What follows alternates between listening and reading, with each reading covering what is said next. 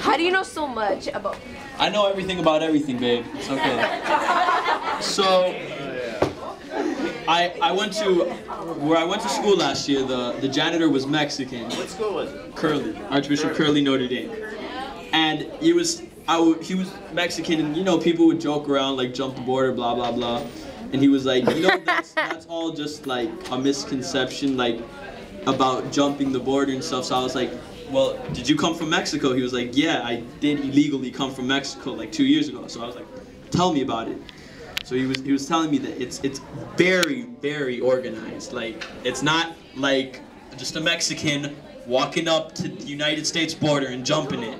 He was telling me that he was down in the city down south, and you take a bus up to the city right next to the U.S. border, whatever, and it's a group of people, and a guy that everyone, it pays. It's like a tour guide almost. What do they call that guy? I don't know. Coyote. Call him Coyote. There we go. And whatever brings you to the border, and he was telling me there's a river, right? So, you know, obviously very carefully scoping everything out. He makes you cross the river, and then there's bushes, and inside the bushes, when you pick them up, there's holes, and then all the Mexicans run in the hole, and then they close the bush, and there's like another guy on the other side of the river, just like chilling, watching out, making sure everything's cool, and they make you just chill in that hole for a little bit. Then so it's not like really a border, because there is police going back and forth, and there is some parts that there are gates and like walls. But that part wasn't. So he was telling me after that they lift it up, everyone goes out, and then when they pass, they go like through a forest, right? And then they have to start walking like for hours. He told me he was walking for like 9 hours straight, and then there's like a big building with a light on it. You know, where like a green light or something, you know, when a building's illuminated. He was like, that's where you guys have to go. And like the coyote just left him. He was like, go there, and once you're there, someone's gonna pick you up in a van and take you guys wherever. So I thought that was pretty cool how it's so like organized, you know. People here, there's gonna be a guy waiting for you. There's a hole in the floor with a bush over it. It's some pretty sick stuff. Yeah, and you need to be careful, like, yeah, they, Yeah, you just like...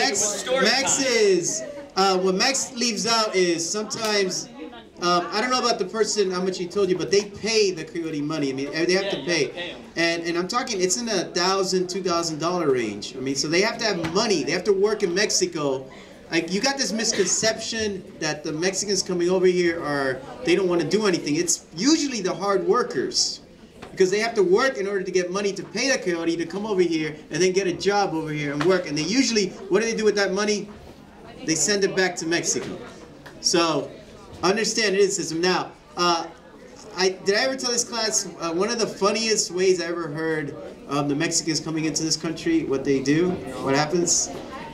They'll line up 1,000 Mexicans right at the border where the police are, right? And they'll line up like 1,000, and they all run at the police. Okay, they all take off at the same time, and they rush the police. What's gonna happen? Oh yeah, I mean, they're gonna catch some, but okay, they're gonna catch some of them. But what's gonna happen to most of them? They're gonna get in. And what if they catch you? What are they gonna do to you? They send you back to the south side of Mexico. Yeah, they send you back, so you just come back and try again. Okay, so you just come back and might get lucky next time, right? So, on even a not so funny note, they did find between Baja California and Tijuana, they found a tunnel underneath that was being used by the Mexican gangs, but they also knew, I mean, they were importing drugs into there, but they were also paying. If you paid them, they would let you go into it, and that tunnel led you right into San Diego. So the tunnel was 100 miles long that they had built, and they just found, they think the tunnel's been around for 50 years.